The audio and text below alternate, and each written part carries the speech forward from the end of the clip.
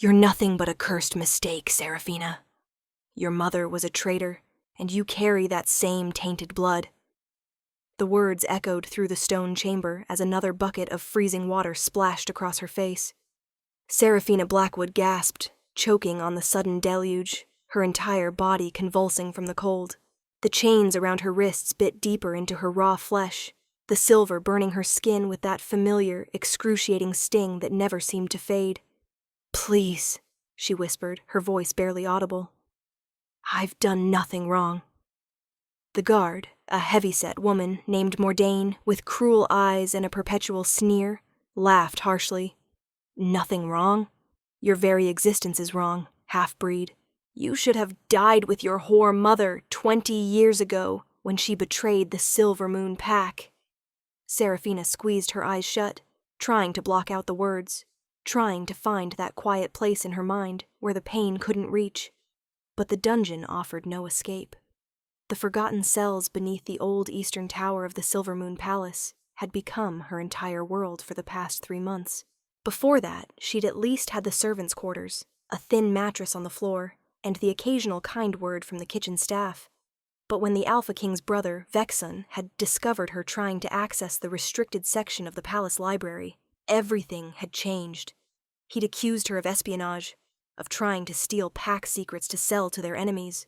It didn't matter that she'd only been searching for information about her mother, trying to understand why everyone spoke of her with such hatred. It didn't matter that she'd never even left the palace grounds in her entire 23 years of life. She was guilty by blood, and that was all the justice she would receive. "The tribunal is tomorrow," Mordain said, circling Seraphina like a predator toying with wounded prey. "They're going to execute you, you know. Public beheading in the main square. Vexon himself requested it. He wants to make an example of what happens to traitors' spawn who get too curious." Fear coiled in Seraphina's stomach, ice cold and suffocating. She'd heard the rumors, of course. Everyone in the palace talked about the brutal public executions that Vexon favored. The Alpha King's younger brother had a taste for spectacle and blood, and he wielded significant influence over the council, especially with the king away so often on border patrols. "The Alpha King would never allow it," Seraphina said, though her voice trembled with uncertainty. "King Theron is just. He would demand a proper investigation." Mordain's laugh was like broken glass. "The king doesn't even know you exist, girl. You think Vexon bothered to inform his brother about one insignificant half-breed servant? Theron has been at the northern border for 2 weeks dealing with the rogue invasion. He won't be back until long after your head has rolled across the cobblestones." The guard turned toward the iron door, then paused, looking back with that familiar cruelty glinting in her eyes. "I'll be back at dawn to prepare you. Best make peace with whatever pathetic gods you pray to. You've got maybe 12 hours left to breathe." The door clanged shut with terrible finality, and the sound of Mordain's boots echoed away down the stone corridor until silence swallowed everything once more. Seraphina was alone again with the darkness, the cold, and the rats that scurried along the edges of her cell. She let her head fall back against the damp stone wall, tears finally spilling down her cheeks, now that there was no one to see them. She'd survived so much already. 23 years of being invisible, of enduring the whispered insults and the casual cruelty that came with being the child of a traitor. She'd kept her head down, worked hard, never complained, and hoped that someday she might earn enough trust to learn the truth about her mother. To understand what really happened the night Lyanna Blackwood supposedly betrayed the pack. Now she would die without ever knowing. The hours crawled by with agonizing slowness. Seraphina drifted in and out of consciousness, too exhausted and cold to stay fully awake, but too afraid to truly sleep. She dreamed in fragments, glimpses of a woman with silver eyes and midnight hair singing a lullaby, flashes of running through a forest she'd never actually seen, the sensation of powerful arms lifting her up when she was small, making her feel safe and loved. She woke to the sound of something scraping against stone. Her eyes flew open, heart hammering. Was it dawn already? Had Mordain returned to drag her to the executioner's block? But the sound wasn't coming from the door. It was coming from the wall behind her. Seraphina twisted in her chains, trying to see, but the angle was wrong and the cell too dark. The scraping continued, rhythmic and purposeful, accompanied now by a low, rumbling growl that made every hair on her body stand on end. Something was digging through the stone itself. Terror and impossible hope warred in her chest. What kind of creature could tear through solid rock? And why would it be coming for her? The scraping intensified, and then suddenly the wall behind her exploded inward with a deafening crack. Chunks of stone flew across the cell, and dust filled the air in choking clouds. Seraphina screamed, throwing herself forward as far as her chains would allow, certain she was about to be crushed. Through the settling dust, a figure emerged from the hole in the wall. A man, but not entirely. He was massive, easily 6.5 feet tall, with shoulders so broad they nearly filled the opening he'd created. In the dim light filtering in from the corridor, Seraphina could make out powerful muscles rippling beneath torn clothing, arms that looked carved from granite, and hands tipped with razor-sharp claws still dripping with stone dust. But it was his eyes that captured her completely. They glowed like molten amber in the darkness, feral and intense, fixed on her with an attention so absolute it felt like being caught in a physical force.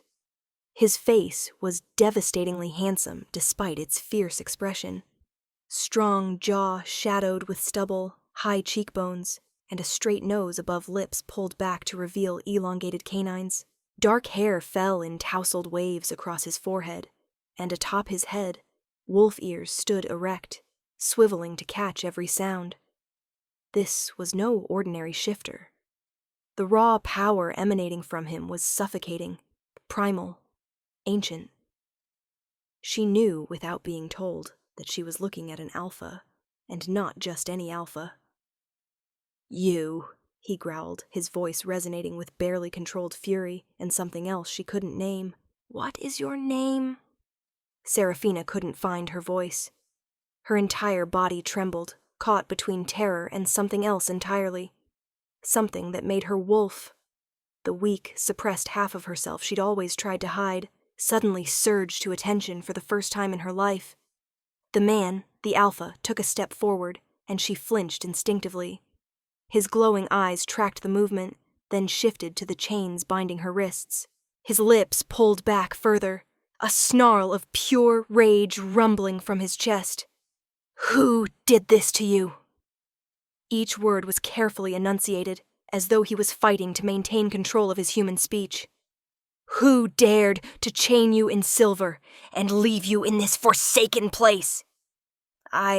Seraphina's voice came out as barely a whisper. "Who are you?"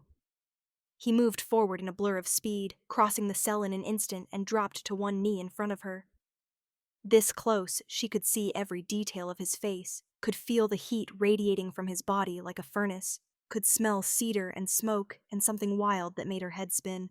His clawed hands reached for her chains, and she instinctively tried to pull away, but there was nowhere to go. "Be still," he commanded, but his voice had gentled slightly. "I'm not going to hurt you. I need to remove these chains." He gripped the silver links, seemingly unbothered by the metal that burned her skin, and with a flex of those impossibly strong arms, tore them apart like they were made of paper. The manacles remained around her wrists, but at least she could move now. She brought her arms forward, gasping at the pain of circulation returning to her limbs, staring at the raw, burned flesh where the silver had eaten into her skin for months. The alpha caught her wrists with surprising gentleness, examining the wounds with those burning amber eyes. Another growl rumbled from his chest, this one deeper, more dangerous. "How long?" he demanded. "How long have you been down here?" 3 months, Seraphina managed, her mind still reeling, trying to understand what was happening. "Please, I don't understand. Who are you? Why are you—" "Theron," he interrupted, his eyes snapping back to her face with an intensity that stole her breath. "My name is Theron Stormclaw, Alpha King of the Silver Moon Pack. And you—" His voice caught, something like wonder breaking through the fury for just a moment. "You are my mate." The words hung in the air between them, impossible and world-shattering. Seraphina stared at him, certain she'd misheard, certain that the cold and hunger had finally driven her mad, and this was all some elaborate hallucination. "That's not possible," she whispered. "I'm nobody. I'm just a half-breed servant. I'm the daughter of a traitor. I'm mine." The word came out as a growl, possessive and absolute. Theron's hands tightened fractionally on her wrists. "You are mine, my fated mate.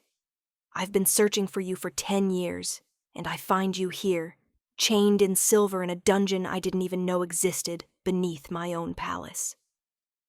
His eyes were blazing now, not with anger at her, but with a rage so profound it made the air shimmer. Someone is going to answer for this. Someone is going to pay dearly for what they've done to you. "Please," Seraphina said, panic rising in her chest. "You don't understand. I'm supposed to be executed at dawn." "Vexen," he said. "Vexen." Theron's voice went deadly quiet, which was somehow more terrifying than his rage had been. "My brother did this? He accused me of espionage. He said I was trying to steal pack secrets, but I wasn't, I swear. I was only looking for information about my mother. I just wanted to understand what happened to her. Please, you have to believe me." Theron released her wrists carefully and stood, his massive frame radiating barely leashed violence. "What is your name?" he asked again, more gently this time. "Seraphina. Seraphina Blackwood." Something flickered across his face. Recognition, perhaps, or shock. Blackwood. Lyanna Blackwood's daughter. Fresh fear spiked through her. "You knew my mother?" "I was 13 when she died," Theron said quietly. "I remember her. She was my father's best tracker, one of the strongest wolves in the pack. And she was no traitor." Seraphina's breath caught. "What?" "The official story was a lie," Theron said, his jaw tightening. "Your mother discovered evidence of conspiracy within the pack's inner circle. She was murdered before she could expose the truth. They called it treason to hide their own crimes." The words hit Seraphina like a physical blow. All these years, all the shame, the hatred, the cruelty she'd endured because of her mother's supposed betrayal. And it had been a lie. "Who?" she demanded, her voice stronger now, fueled by a sudden surge of anger. "Who killed her?" "That's what I've been trying to discover for the past 5 years, Theron said. "Ever since I took the throne and gained access to my father's sealed files. But the conspiracy runs deep, and the conspirators are patient and careful." His eyes met hers again, and she saw a promise in them that made something in her chest clench. "But now I have you. Now I have someone they clearly fear enough to imprison and condemn to death. That means you're a threat to them, Seraphina. That means you're important." "I don't know anything," she protested. "I've been a servant my entire life. I barely even have a wolf. I'm weak, worthless." "Stop." The command in his voice was absolute. "Don't ever let me hear you speak of yourself that way again. You are the mate of an Alpha King. You are the daughter of a hero. And you are mine to protect, to cherish, and to defend against anyone who would dare harm you." Before Seraphina could respond, before she could even begin to process the magnitude of what he was saying, the sound of footsteps echoed from the corridor outside.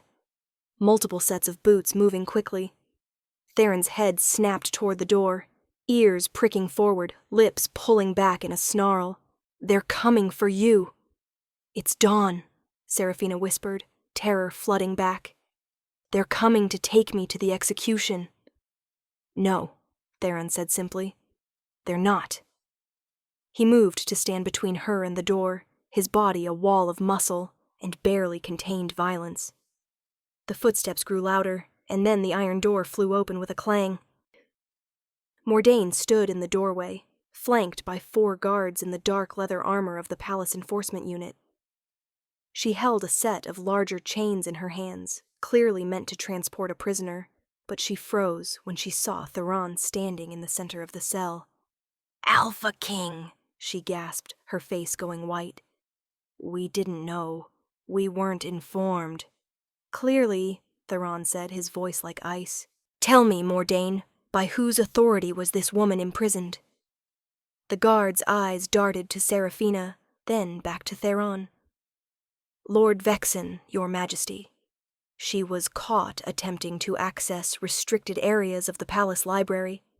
He accused her of espionage and ordered her detention pending tribunal.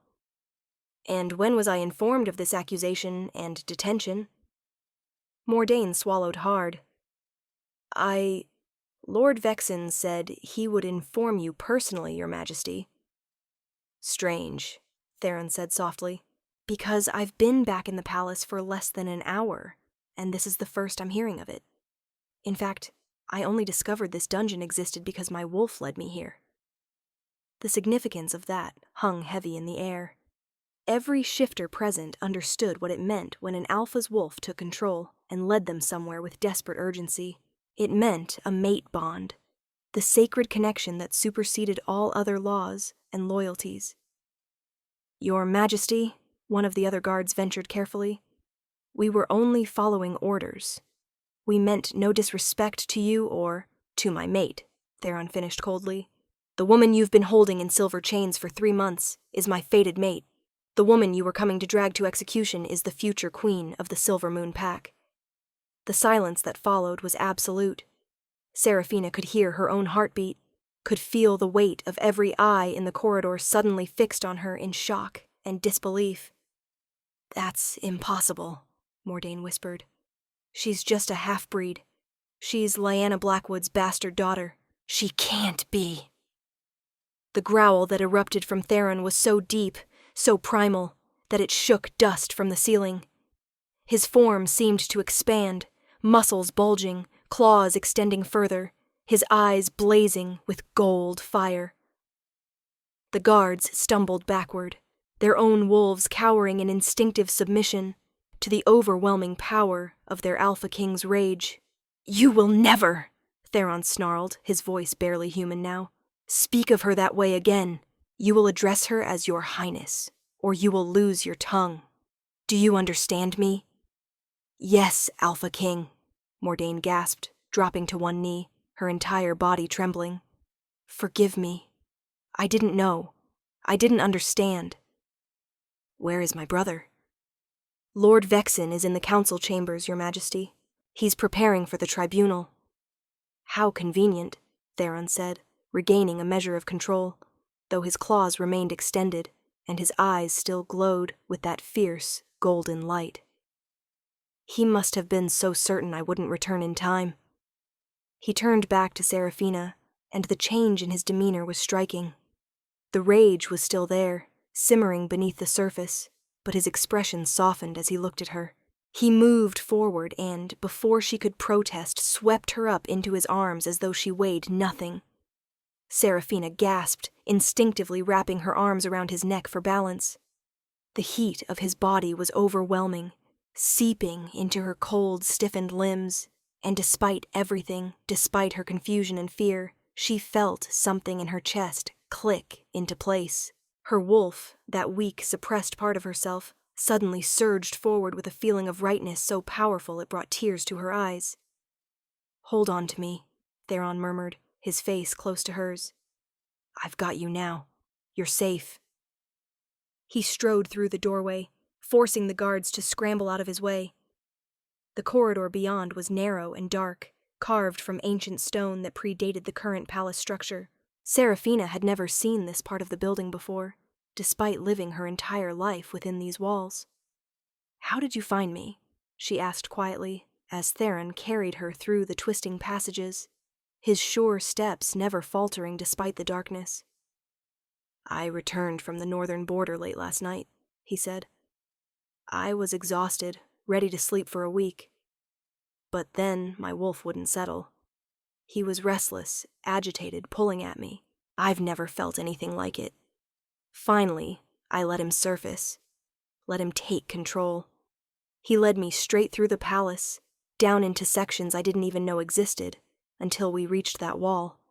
And then I could hear you breathing on the other side. I could smell your fear, your pain.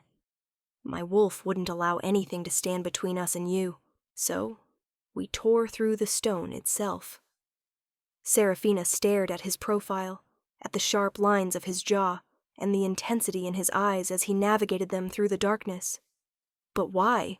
We've never even met before. How can you be so certain I'm your mate? He glanced down at her, and a small smile curved his lips for the first time, transforming his face from terrifying to breathtaking. You don't feel it? The pull between us? The way your wolf recognizes mine? She did feel it. That was the terrifying part. Despite everything she'd been taught about her unworthiness, despite years of being told she was less than nothing, her wolf was singing in her chest with a joy she'd never experienced before. Being in his arms felt right in a way nothing else ever had. I feel it, she admitted softly, but I don't understand it. I'm nobody. I'm weak. My wolf barely even surfaces. How could the moon goddess possibly think I'm a suitable mate for an alpha king? Theron's arms tightened around her, careful not to hurt her, but definitely possessive. The moon goddess doesn't make mistakes. And you are not weak, Seraphina. You survived 3 months in silver chains in a dungeon designed to be forgotten. You survived 23 years of cruelty and isolation without losing your kindness. I can see it in your eyes, smell it on your skin. You are exactly who you're meant to be, and anyone who tried to convince you otherwise was lying. They emerged from the corridors into a more familiar section of the palace. Early morning light filtered through high windows, and Seraphina could hear the sounds of the palace coming to life. Servants beginning their duties, guards changing shifts, the distant clatter from the kitchens. But as Theron carried her through the halls, everything stopped. Every person they passed froze in shock, staring at the sight of their Alpha King in his partial shift form, still streaked with stone dust, carrying a filthy, injured half-breed servant in his arms like she was made of precious glass. Seraphina wanted to hide her face against his chest, wanted to escape the weight of all those staring eyes, but Theron seemed almost to relish the attention. He held his head high, moving through the palace with the confidence of a king reclaiming his territory, daring anyone to question him. "Spread the word," he called out to the shocked onlookers. "The Alpha King has found his mate. Anyone who wishes to offer their congratulations may attend the formal presentation in the throne room at noon. Anyone who wishes to voice objections can take it up with my wolf personally." The threat in those words was unmistakable. Several people dropped into bows or curtsies, hastily murmuring, "Yes, Your Majesty," and "Congratulations, Alpha King." But Seraphina could also see the doubt in their eyes, the confusion, the whispered questions already beginning to spread like wildfire through the palace.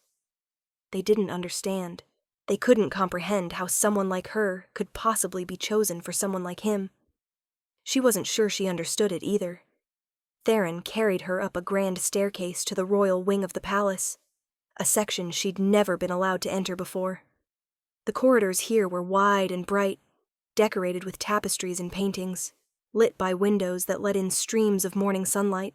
Guards snapped to attention as they passed, though their eyes widened in shock at the sight of their king. Finally, Theron shouldered open a set of ornate double doors and carried her into what could only be his private chambers.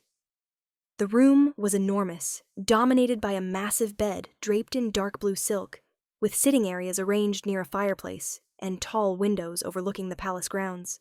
He carried her straight through to an adjoining bathing room that featured a large sunken tub, and carried her to a cushioned chair. He set her down carefully, then immediately began working the faucets, filling the tub with steaming water. "Can you undress yourself?" he asked, his back to her as he adjusted the water temperature. "Or do you need help? I'll remain respectful of your modesty either way, but you need to get clean and warm. Those wounds need to be treated before infection sets in." Seraphina looked down at herself, at the filthy rags that barely qualified as clothing anymore, at her torn and dirty skin.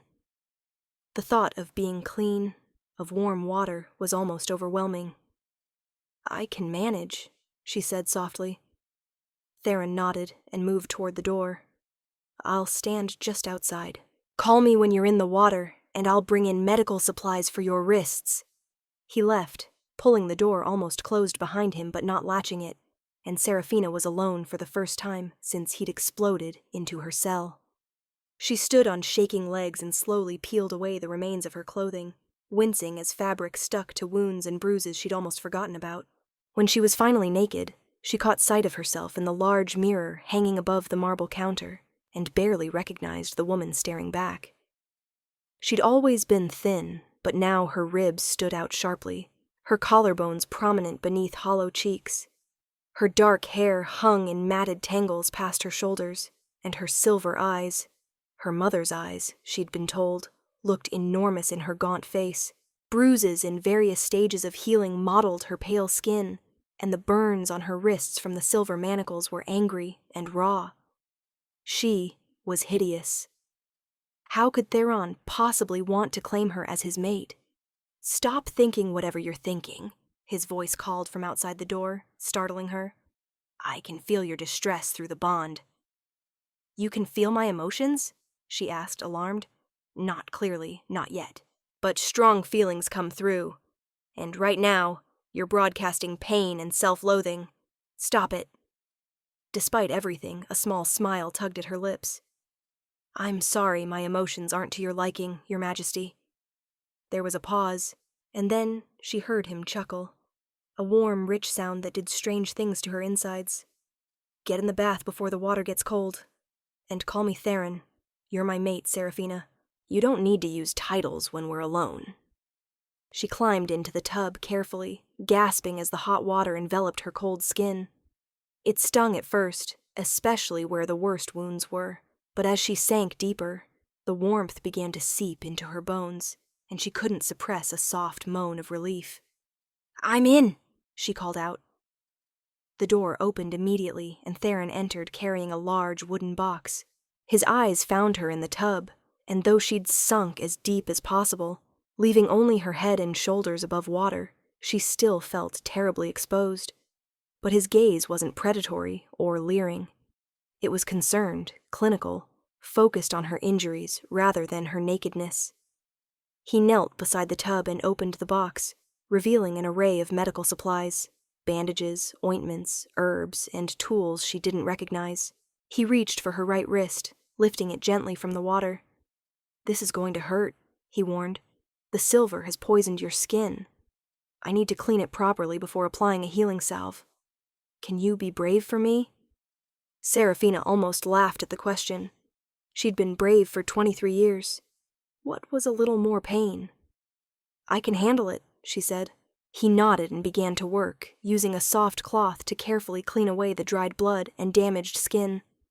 Serafina bit her lip hard enough to taste blood, but she didn't cry out.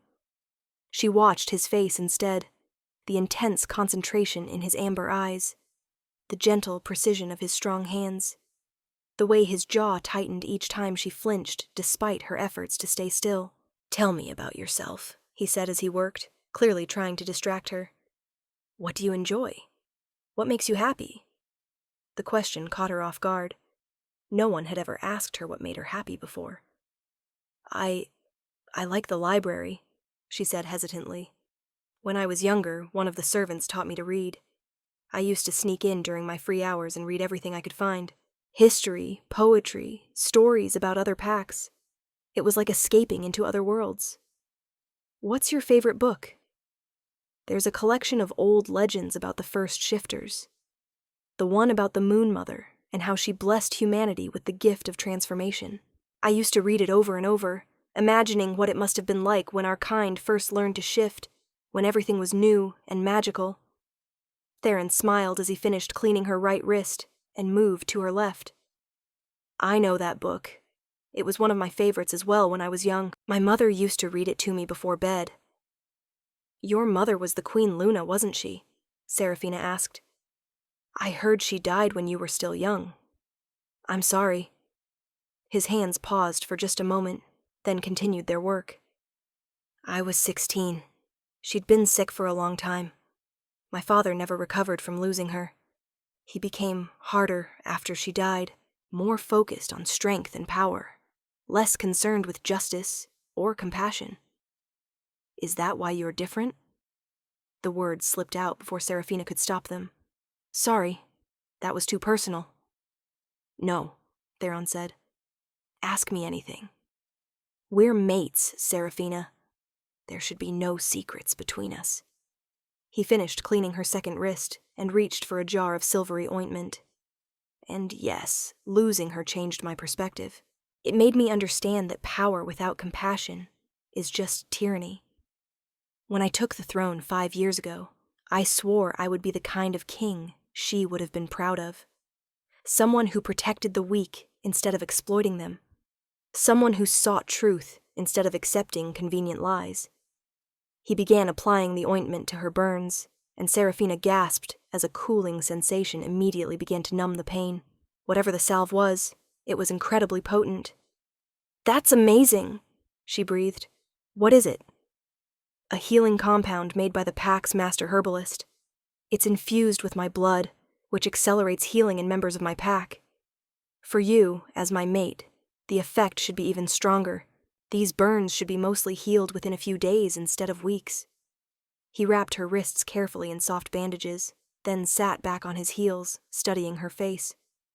How do you feel? Better, she admitted. Confused, terrified, but better. Terrified of what? Me? Of everything. Of you, yes, a little. But mostly of what comes next. You said you're going to present me in the throne room at noon. Everyone will be there. They're all going to see a dirty half-breed servant who barely even has a wolf, and they're going to wonder why the moon goddess cursed them with such a weak queen. Theron's eyes flashed with gold fire. Listen to me very carefully, Seraphina. You are not weak. You are not cursed. And if anyone dares to suggest otherwise in my presence, they will learn very quickly what happens when they insult their future queen. But I barely even have a wolf, she protested. I've never been able to shift properly. I can't even feel her most of the time. How can I possibly stand beside an alpha king when I'm essentially human? Do you know why you can't feel your wolf? Theron asked gently. Because I'm defective. Because my father was human, and the mixing of blood made me weak. No, Theron said firmly. It's because you've been suppressed your entire life.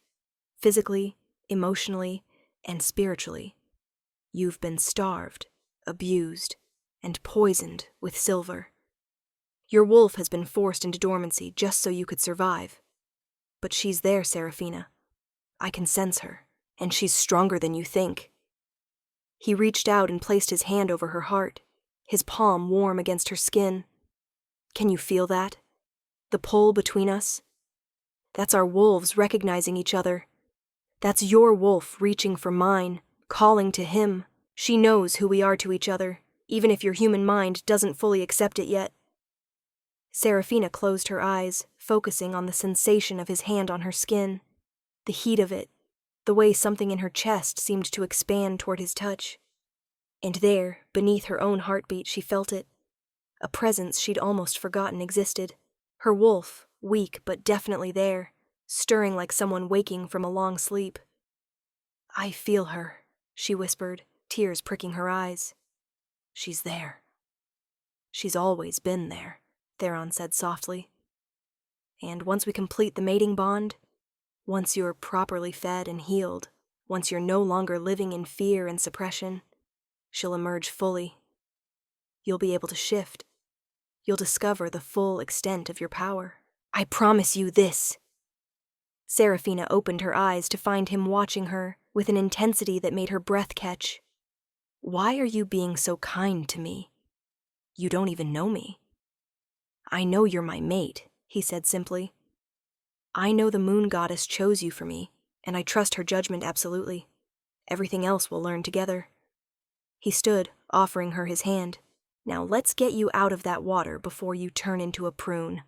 I'll have servants bring food and clothing while you dry off. Seraphina hesitated, suddenly very aware of her nakedness again.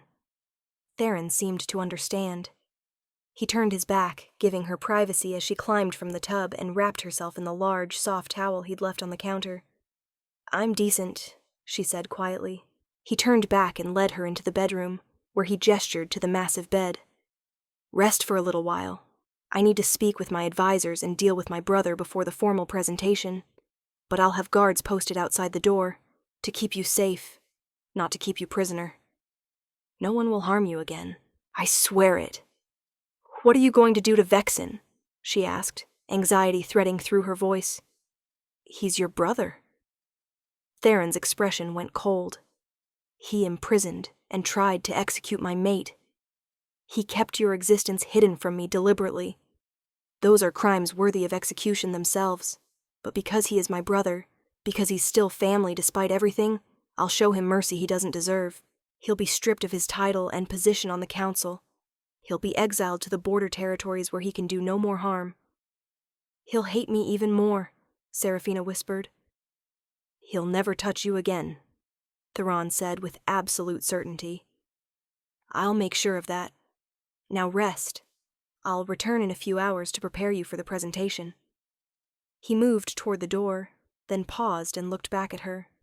Seraphina, I'm glad I found you. I've been alone for a long time, waiting for my mate, wondering if I'd ever be blessed with what my parents had. Now I understand why the moon goddess made me wait. You were worth waiting for. Before she could respond, he was gone, the door closing softly behind him. Seraphina stood in the center of the enormous room, clutching her towel, trying to make sense of everything that had happened in the past few hours. She'd gone from condemned prisoner to future queen, from forgotten and despised to claimed and protected by the most powerful alpha in the region. It was too much to process, too overwhelming to fully believe, but as she climbed into the incredibly soft bed and pulled the silk covers over her clean, bandaged body, as the warmth and comfort began to lull her toward sleep for the first time in months, she allowed herself to feel the tiniest spark of hope. Maybe, just maybe, her life was about to change. She woke to the sound of voices in the outer room. Sunlight streamed through the windows, much brighter than before, and Seraphina realized with a start that she must have slept for several hours. She sat up quickly, then froze as the bedroom door opened and 3 women entered, carrying armfuls of fabric in various boxes. Your Highness, the lead woman said, dropping into a respectful curtsy. She was middle-aged with kind eyes and dark hair streaked with silver. The Alpha King sent us to help you prepare for the presentation. I'm Helena, head of the royal household staff. These are my assistants, Mara and Jessa. The other 2 women curtsied as well, though Seraphina could see the curiosity and uncertainty in their eyes. They were trying to understand how a half-breed servant had suddenly become their future queen. I don't need help, Seraphina said automatically, years of being invisible and unwanted making her want to minimize the fuss. I can dress myself. Nonsense, Helena said briskly, but not unkindly. You're about to be presented to the entire pack as the Alpha King's maid. You need to look the part. Now, we've brought several dresses for you to choose from. His Majesty requested we prioritize your comfort over formality, so these are all designed to be beautiful, but easy to move in. They spread the dresses across the bed, and Seraphina's breath caught. She'd never seen such fine clothing up close before. Rich fabrics in deep colors, midnight blue, forest green, burgundy red, all cut in elegant styles that would complement rather than overwhelm her thin frame. This one, Mara said softly, holding up a dress in deep sapphire blue. It matches your eyes and will contrast beautifully with the Alpha King's coloring. It's beautiful, Seraphina whispered, reaching out to touch the fabric. It was silk, soft as water beneath her fingertips, with delicate silver embroidery along the bodice and hem. Then we'll start with this one, Helena said decisively. Come, let's get you dressed properly, and then we'll do something about that hair. For the next hour, Seraphina was bathed, dressed and groomed with an attention to detail she'd never experienced. The women were efficient but gentle, careful of her injuries, working around the bandages on her wrists. They washed and conditioned her hair until the tangles came free, and it fell in soft, dark waves down her back. They applied subtle cosmetics to her face, bringing color back to her cheeks and making her silver eyes stand out dramatically. When they finally stepped back to admire their work, Jessa actually gasped, "You're beautiful, Your Highness." Seraphina turned to the full-length mirror and barely recognized herself. The dress fit perfectly, hugging her slight curves while the flowing skirt made her look taller, more graceful. Her hair gleamed in the sunlight, and the cosmetics had transformed her gaunt face into something delicate and ethereal rather than sick and starved. She looked like she could be a queen. "His Majesty is going to lose his mind when he sees you," Helena said with a knowing smile. "That man has been waiting for his mate for 10 years, and now he's found you. Trust me, you're exactly what he needs." Before Seraphina could respond, there was a knock at the door, and then Theron's voice called, "May I enter?"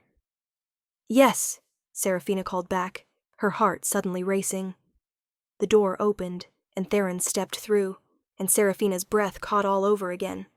He'd cleaned up since she'd last seen him, the stone dust washed away, his dark hair still damp and tousled. He wore formal attire, black pants and a deep blue shirt that matched her dress, left partially unbuttoned at the top to reveal the strong column of his throat and the upper edge of his muscular chest. His eyes had returned to their normal human appearance, though they still held that intensity that seemed to see straight through her.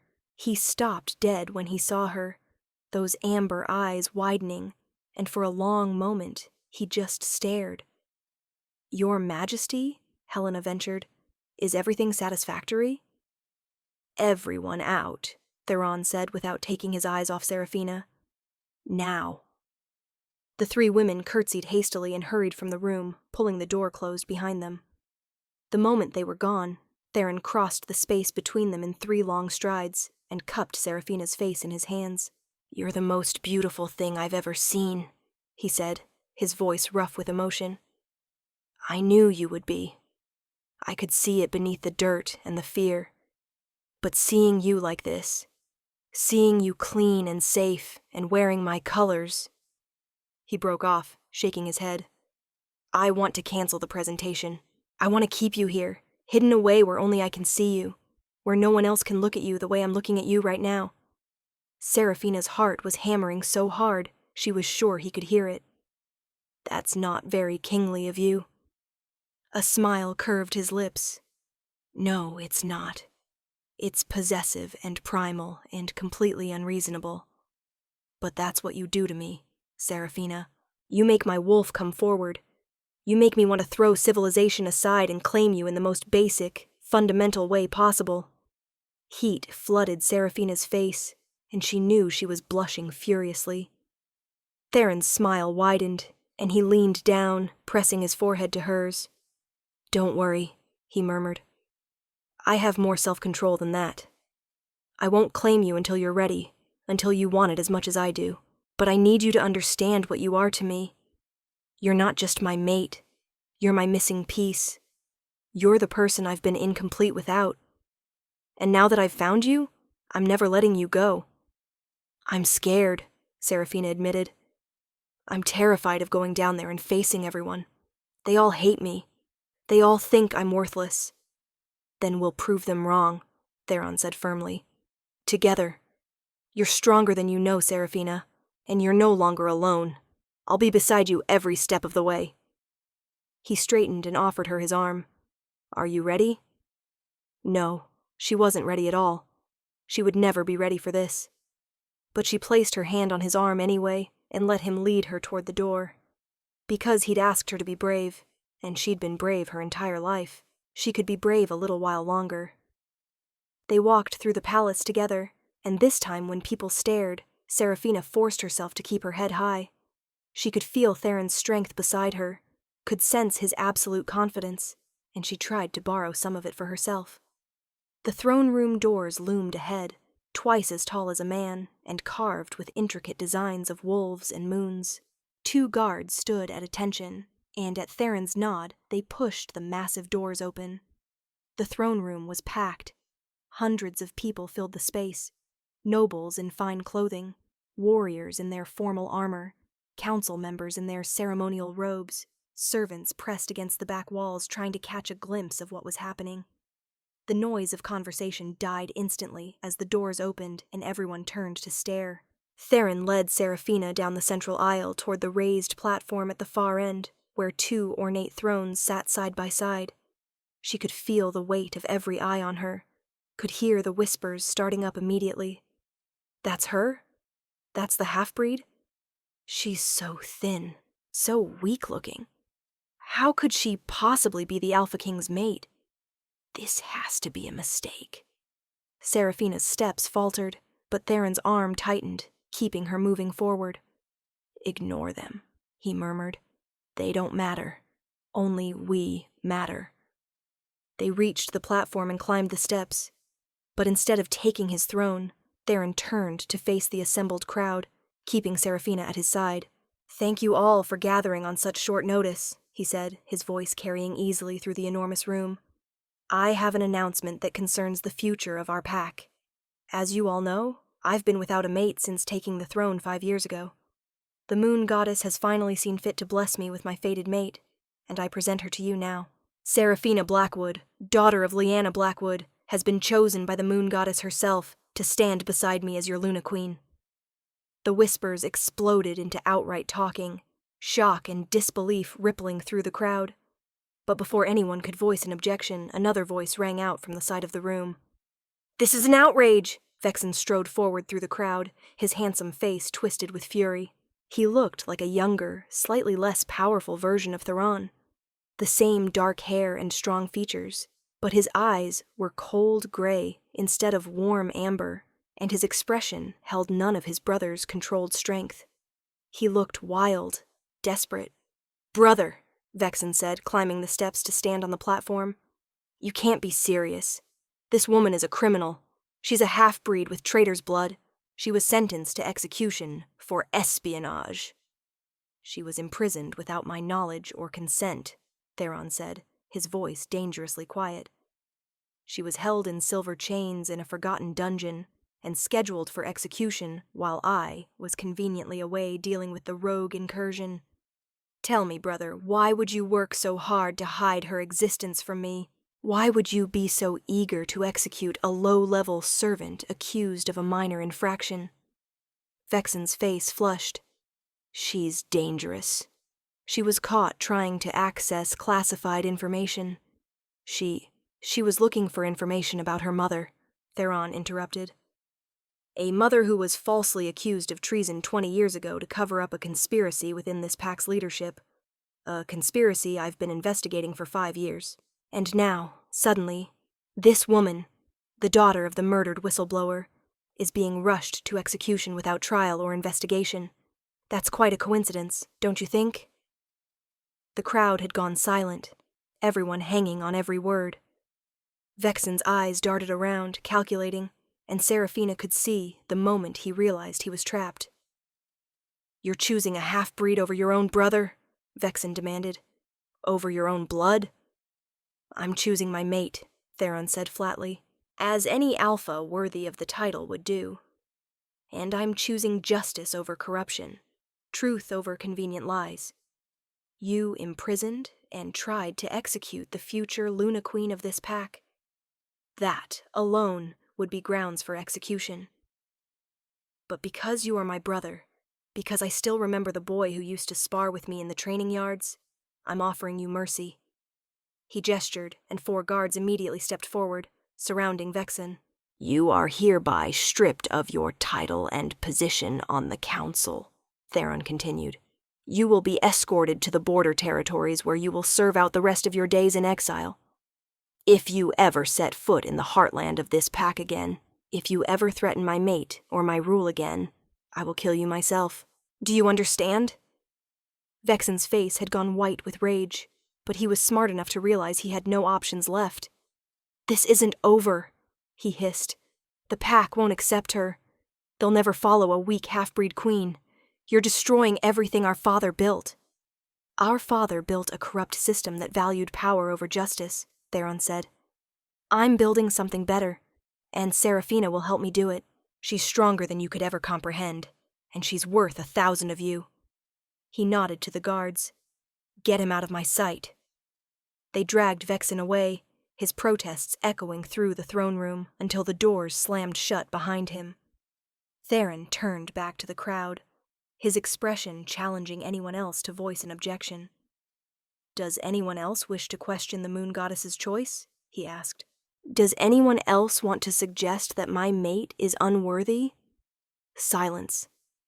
Absolute, ringing silence. and then from somewhere in the crowd, someone dropped to one knee.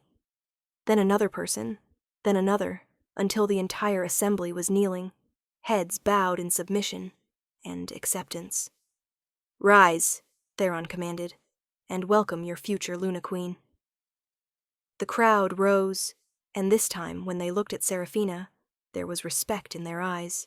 Maybe not acceptance yet, maybe not love, but at least recognition that she was under the Alpha King's protection, that she was important to him, and that made her important to the pack. Theron turned to her, taking both her hands in his. "I have one more thing to do," he said, loud enough for everyone to hear. "I need to formally claim you before the pack, to complete the first stage of our bond. Are you ready?" Seraphina's heart was racing, but she nodded. "Yes." He lifted her bandaged wrists carefully and pressed kisses to each one, his lips warm and gentle against the wounded skin. Then he drew her closer, one hand sliding into her hair, tilting her face up to his. "I, Theron Stormclaw, Alpha King of the Silver Moon Pack, claim you, Seraphina Blackwood, as my fated mate," he said, his voice resonating with power. "I pledge my strength to your protection, my loyalty to your happiness, and my life to your service. You are mine, and I am yours, from this day until our last day. Do you accept this claim?" Tears were streaming down Seraphina's face, but they were tears of overwhelming emotion rather than sadness. "I accept," she whispered. Theron smiled, and then he kissed her.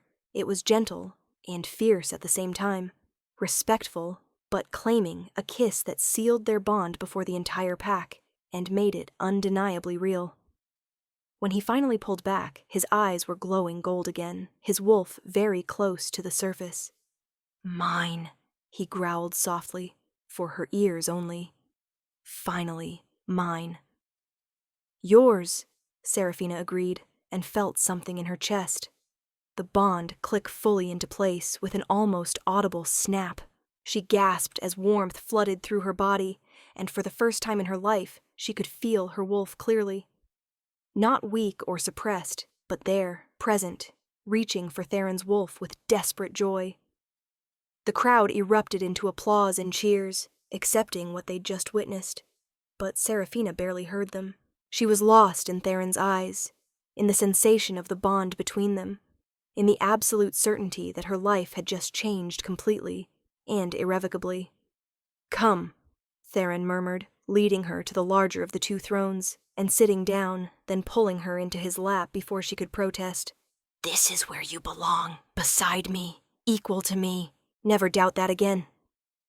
Seraphina settled against his chest, feeling his strong arms wrap around her, and looked out at the sea of faces watching them. Some looked happy, some looked skeptical, some looked openly curious. But none of them looked at her with the contempt and dismissal she'd seen her entire life. She was no longer invisible. She was no longer nothing. She was the Alpha King's mate. She was going to be a queen. And as Theron's hand found hers, their fingers intertwining, Seraphina finally allowed herself to believe that maybe, just maybe, she deserved this happiness after all. The formal presentation lasted another hour, as nobles and pack leaders came forward to pledge their loyalty and offer congratulations. Seraphina remained in Theron's lap the entire time, his arms around her, making her feel safe and protected, even as she faced the scrutiny of hundreds of strangers. When it was finally over and the crowd began to disperse, Theron stood, lifting her with him as though she weighed nothing. "I'm having a private dinner brought to my chambers," he said. "You need to eat properly, and then we need to talk about what comes next." "What comes next?" Seraphina asked as he carried her from the throne room, ignoring the interested looks from the remaining pack members. "Your training," Theron said. "If you're going to be Luna Queen, you need to learn how to access your wolf, how to shift, how to defend yourself. You need to understand pack politics and law. You need to be able to stand beside me not just as my mate, but as a true leader in your own right." "I don't know if I can do all that," Seraphina said uncertainly. "You can," Theron assured her. "I'll help you. We'll do it together." He pressed a kiss to her forehead. You're not alone anymore, Seraphina. You're never going to be alone again. As he carried her through the palace, back toward his chambers, and the new life waiting for her there, Seraphina felt the last of her fear and doubt begin to fade. She still had so much to learn, so much to overcome, but for the first time in her life, she had someone who believed in her, someone who saw her worth even when she couldn't see it herself. She had a mate who had literally torn through stone walls to reach her. She had a future that was no longer defined by shame and invisibility. She had hope, and sometimes hope was all you needed to begin becoming who you were always meant to be. The end.